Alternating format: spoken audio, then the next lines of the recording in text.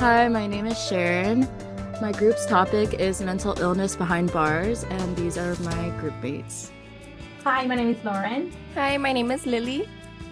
With recent statistics, we know that there are over 10 million people incarcerated worldwide. A large portion of this population struggles with some form of mental illness, ranging from depression and anxiety to more severe conditions such as schizophrenia and bipolar disorder.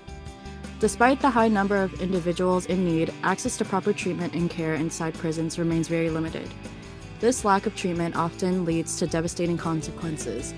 Without adequate support, prisoners with mental illness are at a much higher risk of suicide, self-harm, and violent behavior. Their conditions may also worsen due to isolation, overcrowding, or the stressful environment of prison life. Today, we want to shed light on what it really means to live with a mental illness behind bars. We'll be introducing not only the reality of these struggles, but also the challenges prisoners face in providing care. We'll be introducing not only the reality of these struggles, but also the challenges prisons face in providing care and the consequences when those needs go unmet. By understanding these issues, we can better recognize the human side of incarceration and the urgent need for change. According to a 2016 survey of prison inmates conducted by the Bureau of Justice Statistics, the numbers surrounding mental health in prisons are striking. The survey revealed that about 43% of people in state prisons reported having a history of a mental health problem. In federal prisons, the number was slightly lower at about 23%. What these numbers show us is that nearly half of all state prisoners and about 1 in 4 federal prisoners have struggled with mental health issues.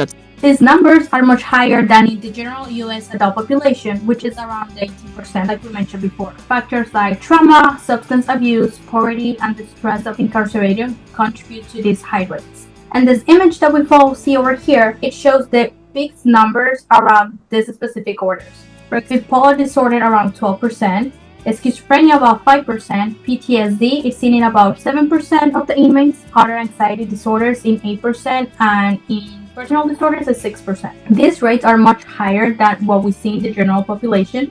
Many of these conditions are worsened by experiences of trauma, substance abuse, and in the prison environment itself. Some of the legal and ethical issues we see, for example, on the legal side, we see is Estelle versus Gamble from 1976. This case established that prisoners have a constitutional right to adequate medical care, including mental health care. If prison staff knowingly ignore an inmate's mental health need, it is considered deliberate indifference, which is unconstitutional. In practice, this means correctional facilities can be held legally accountable if they fail to provide the proper care. Now, on the other side, mental health care professionals in prison face something called dual loyalty, where they have to balance their responsibility to the patient with security concerns. Confidentially, it is also a challenge. Why? Because privacy is limited in correctional settings. Informed consent is important, meaning patients need to understand the treatment options even if this contradicts. Overall, clinicians must carefully navigate these ethical dilemmas to ensure the well-being of inmates. In many correctional facilities, there's a serious lack of mental health treatment programs. So this means that individuals with serious mental illnesses often go without therapy, medication, or regular check-ins. The few programs that do exist, they are usually underfunded. So there's also a strong stigma around mental illnesses in prison environments. So from both staff and other inmates, the stigma often discourages people from seeking help, so fearing judgment or punishment. It also leads to misunderstanding the mental health symptoms and disobedience or manipulation. People with mental illnesses are disproportionately placed in solitary confinement. So this isolation, sometimes for 22 to 24 hours a day, can severely worsen their symptoms. For someone already struggling, solitary can be extremely harmful, even traumatizing. Mental illness in prison is closely linked to higher rates of suicide and self-harm. So without proper care, many inmates reach a breaking point. Some studies show that suicide is one of the leading causes of death in jails, especially in the first weeks of incarceration. Many individuals enter the prison system with undiagnosed mental health conditions. Screening processes are often rushed or inadequate, meaning people can go weeks, months, or even years without a proper diagnosis or a treatment plan. Treating mental illness in prison or failing to has a major financial impact. So it's actually more expensive to incarcerate someone with untreated mental health issue than to provide community-based care. Prisons end up spending more on crisis management, emergency medical care, and extended stays due to disciplinary infractions linked to untreated symptoms. Many people who work in prisons have stopped believing that inmates, especially those with mental illnesses, can actually change or get better. So this is called institutional cynicism. It means the system sees people more as problems to control instead of people who need help. So even when someone is struggling, they might not get the care that they need because the system doesn't really believe it will make a difference. Equity means making sure everyone gets what they need to be healthy and safe. So not just treating everyone the same. So in prison, not everyone with mental illnesses is treated fairly. People from poor communities or certain racial or ethnic groups are more likely to be punished instead of helped. Some may not speak English well or come from cultures where mental health is understood differently, and that can make it even harder for them to get the right support. Moving forward, solutions and reform.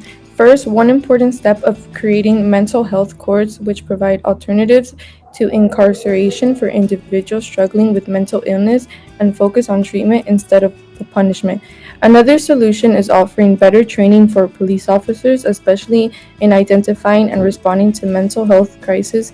This can reduce unnecessary arrests to improve safety for both officers and the community members. It's also crucial that inmates are tested for mental health issues.